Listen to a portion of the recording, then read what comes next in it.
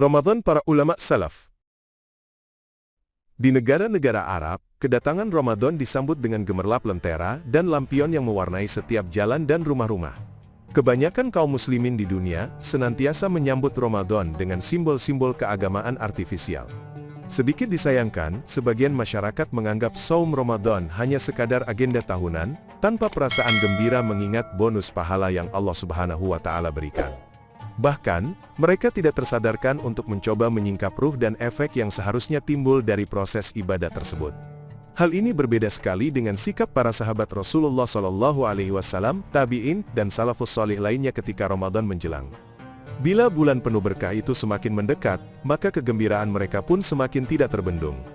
Bagi mereka, tiada kabar gembira yang paling ditunggu selain kabar mengenai datangnya Ramadan, musim panen kebaikan dan rahmat. Sahabat Nabi SAW dan tabi'in begitu melimpahkan perhatian yang besar. Berbagai persiapan mereka lakukan, mulai dari Syaum Sya'ban, memperbanyak infak, hingga melakukan amalan soleh lainnya. Sementara kebanyakan kita seakan lupa Ramadan segera menghampiri. Kita masih terlena dengan gemerlapnya dunia, asyik memburu kebahagiaan semu duniawi yang tiada berujung, yang justru menjerumuskannya dalam kegelapan dunia dan akhirat. Begitu istimewanya Ramadan sampai-sampai para sahabat memanjatkan doa khusus agar disampaikan kepada Ramadan. Telah menjadi kebiasaan para salafus salih jika memasuki Rajab mereka memohon kepada Allah Subhanahu wa Ta'ala dengan berdoa, "Ya Allah, berilah keberkahan pada kami di dalam bulan Rajab dan Sya'ban, serta sampaikanlah kami kepada bulan Ramadan." Menjelang bulan Ramadan, Rasulullah SAW senantiasa mengumpulkan para sahabatnya.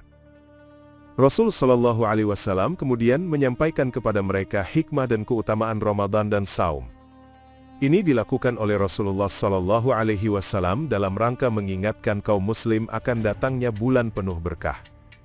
Beliau memompa semangat para sahabat agar mereka bergembira dan menyongsong sepenuh hati kedatangan bulan Ramadan.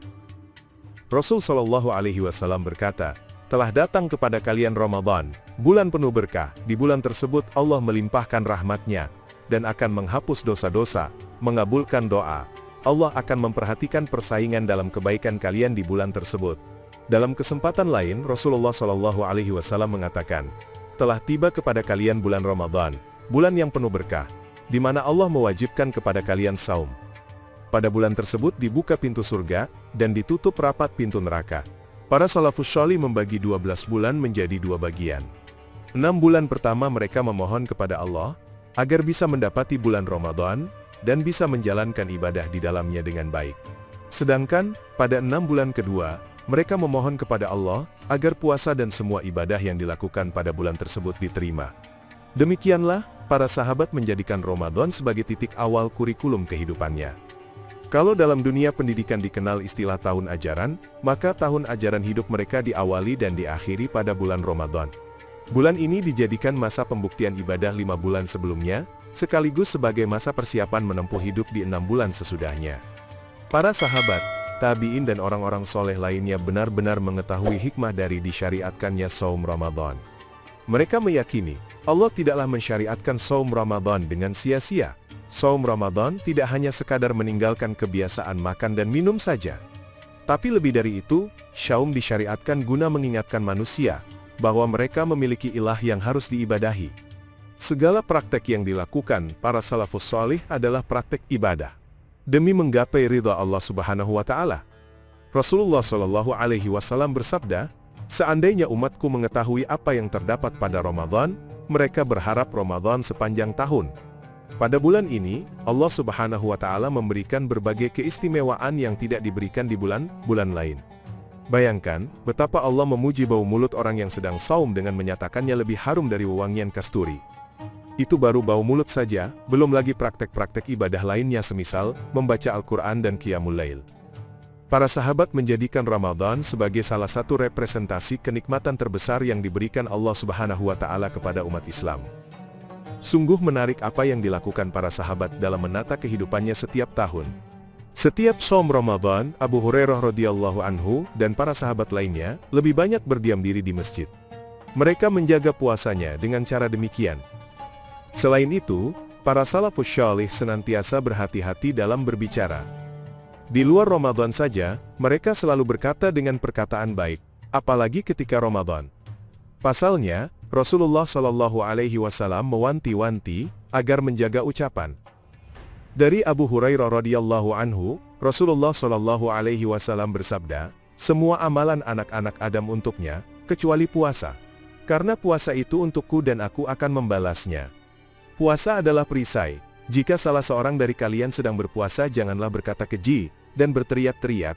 Jika ada orang yang mencercanya atau memeranginya, maka ucapkanlah, aku sedang berpuasa. Demi zat yang jiwa Muhammad di tangannya, sesungguhnya bau mulut orang yang berpuasa lebih wangi di sisi Allah daripada wangi kasturi. Orang yang puasa mempunyai dua kegembiraan. Jika berbuka mereka gembira, jika bertemu Rabb-nya mereka gembira karena puasa yang dilakukannya. Hadits riwayat Bukhari dan Muslim. Dan di antara amalan-amalan ibadah yang utama dan dilakukan salafus salih adalah qiyamul lail. Diriwayatkan, Abu Bakar As-Siddiq senantiasa melaksanakan sholat di malam hari dengan khusyuk dan sampai meneteskan air mata.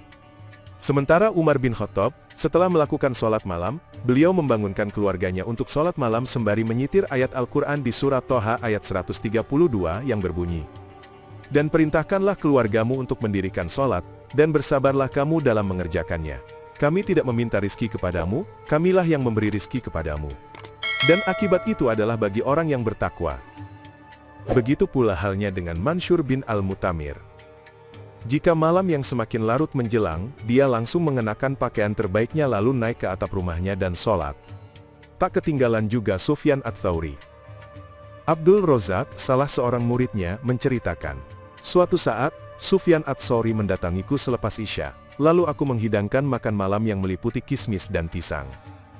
Setelah selesai, dia bangkit untuk berwudu, lalu mengencangkan ikat pinggangnya, dan menghadap kiblat. Lalu dia berkata, wahai Abdul Razak, beri makan keledai. Selanjutnya dia meluruskan kakinya, dan sholat hingga waktu subuh menjelang. Ibnu Wahab memiliki cerita lain lagi. Dia menceritakan, aku melihat Sufyan Ats-Tsauri di Masjidil Haram selepas maghrib. Dia melaksanakan sholat dan bersujud. Dia tidak mengangkat kepalanya sampai menjelang waktu sholat Isya. Meski tidur bernilai ibadah, para ulama justru mengekang keinginannya untuk mengatupkan mata. Itulah yang dilakukan oleh wanita salafus salih Mu'adzah al-Adawiyah yang senantiasa melakukan sholat malam, mengatakan, aku heran dengan mata-mata yang terpejam. Selama tertidur, aku membayangkan gelapnya kuburan, aku selalu menangis. Ibnul Qayyim al-Jauziyah malah memberikan peringatan kepada kita tentang waktu tidur yang tidak disukai Allah. Di antara tidur yang tidak disukai adalah tidur di antara subuh dan matahari terbit, karena ia merupakan waktu untuk memperoleh hasil. Dari Abu Umamah radhiyallahu anhu diriwayatkan, Rasulullah mengajarkan kepada kita, barang siapa sholat subuh berjamaah kemudian duduk berzikir kepada Allah sampai terbitnya matahari, lalu ia mendirikan sholat 2 rakaat, maka seakan-akan ia mendapatkan pahala haji dan umroh dengan sempurna. Imam Al-Ghazali memiliki tips yang sangat luar biasa memanfaatkan waktu untuk tidur dan mengumpulkan tenaga. Tidur dan istirahatlah menjelang sholat zuhur atau sesudahnya.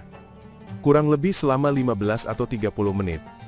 Al-Ghazali menceritakan, Qailulah adalah simpanan energi bagi mereka yang ingin melakukan qiyamul lail pada hari itu.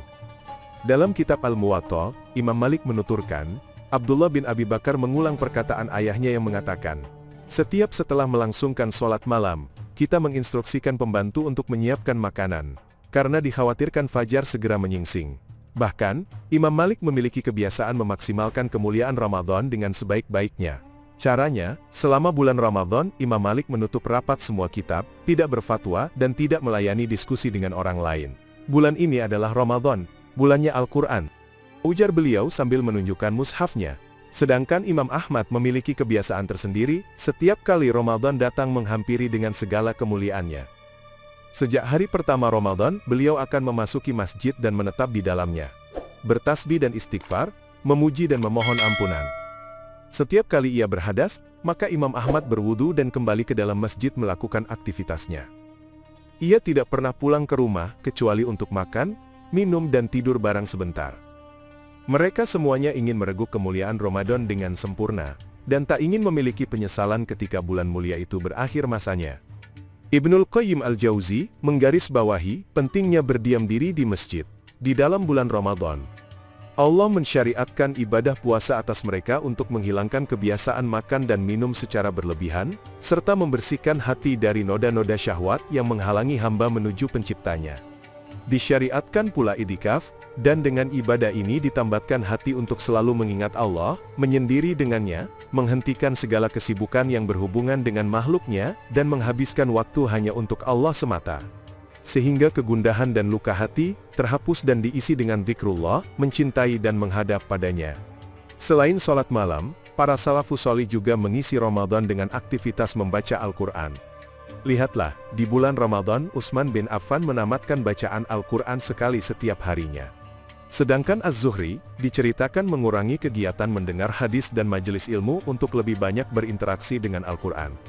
Sementara Ibrahim An-Nakhai, jika memasuki hari ke-10 terakhir di bulan Ramadan, mengkhatamkan Al-Quran setiap malam. Selain itu, para sahabat juga berlomba-lomba memberi makan dan menyediakan buka puasa untuk kaum muslimin. Bahkan diriwayatkan, setiap Ramadan Ibnu Umar selalu berbuka bersama para du'afa, orang-orang yatim dan miskin. Dari sini dapat ditarik pelajaran, Ramadan sejatinya disambut kaum muslimin dengan kesadaran tinggi akan pentingnya ibadah dan keridhaan Allah Subhanahu wa Ta'ala. Dalam sebuah ceramahnya, penggiat dakwah di Mesir, Syekh Muhammad Hasan menasihati kita untuk menyambut Ramadan dengan sedikitnya 4 persiapan. Pertama, bertaubat kepada Allah Subhanahu wa Ta'ala dari segenap maksiat dan dosa. Wahai kaum muslimin, berhati-hatilah, karena para ahli batil senantiasa menyibukkan kalian dengan hal-hal yang tidak bermanfaat. Setiap manusia yang ada di muka bumi ini pernah melakukan dosa dan bermaksiat kepada Allah. Untungnya, Allah Maha Pengampun. Sebaik-baiknya orang yang melakukan dosa adalah yang bertaubat, kata Syekh Hasan. Seraya mengutip hadits qudsi riwayat Tirmidzi. Wahai anak-anak Adam, seandainya dosa-dosa engkau menumpuk hingga ke langit, lalu engkau meminta ampun kepadaku, niscaya aku ampuni engkau. Taubat tidaklah diperuntukkan bagi orang-orang yang telah berbuat dosa saja, bahkan Allah telah memerintahkan orang-orang yang beriman untuk bertaubat. Allah berfirman, hai orang-orang yang beriman, bertaubatlah kepada Allah dengan taubat yang sebenar-benarnya. Mudah-mudahan Tuhanmu akan menutupi kesalahanmu dan memasukkan kamu ke dalam surga yang mengalir di bawahnya sungai-sungai. Quran Surat At-Tahrim ayat 8. Persiapan kedua, jangan menghalangi diri dari rahmat Allah. Orang yang merugi adalah orang yang tidak mendapatkan rahmat Allah di bulan Ramadan. Apakah Allah akan menurunkan rahmatnya, sementara kalian asik di depan televisi menonton sinetron? Apakah Allah akan menurunkan rahmatnya kepada orang-orang yang berbuat maksiat? Sekali-kali tidak, Allah akan menurunkan rahmatnya kepada para hamba yang taat, kepada hambanya yang membaca Al-Quran, kepada orang-orang yang senantiasa memohon ampun kepada Allah Subhanahu wa Ta'ala, dan bertakwa kepadanya, tegas Muhammad Hasan. Yang ketiga adalah menjaga sholat berjamaah di masjid. Syekh Hasan menegaskan, Nabi SAW senantiasa menjaga sholat berjamaah, bahkan ketika beliau sakit. Imam Al-Baghawi menyatakan, para ulama bersepakat bahwa tidak ada rukhsah atau keringanan bagi seseorang untuk meninggalkan sholat berjamaah, kecuali bila terdapat udhur syar'i.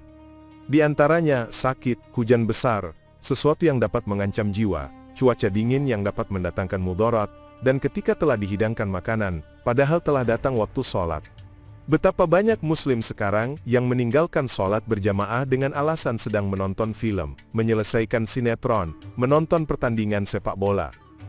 Dalam sebuah hadits yang diriwayatkan Muslim, Ibnu Mas'ud mengatakan, barang siapa ingin bertemu Allah Subhanahu wa Ta'ala di hari akhir nanti, dalam keadaan muslim, maka hendaklah dia memelihara semua sholat yang diserukannya. Allah telah mensyariatkan jalan-jalan hidayah kepada para nabi, dan sholat termasuk salah satu jalan hidayah. Jika kalian sholat di rumah, maka kalian telah meninggalkan sunnah Nabi kalian, dan kalian akan sesat. Setiap lelaki yang bersuci dengan baik, kemudian menuju masjid, maka Allah menulis setiap langkahnya satu kebaikan, mengangkatnya satu derajat, dan menghapus satu kejahatannya. Engkau telah melihat di kalangan kami, tidak pernah ada yang meninggalkan sholat berjamaah, kecuali orang munafik yang sudah nyata nifaknya. Dan yang terakhir adalah berinfak di jalan Allah. Jangan pelit, dan jangan takut miskin. Karena persoalan rezeki adalah mutlak Allah yang mengatur, katanya lagi sembari menyitir firman Allah dalam surat Hud ayat 6 yang berbunyi, dan tidak ada suatu binatang melata pun di bumi ini melainkan Allah lah yang memberi rizkinya, dan dia mengetahui tempat berdiam binatang itu dan tempat penyimpanannya. Semua tertulis dalam kitab yang nyata, yaitu di Lauhul Mahfuz.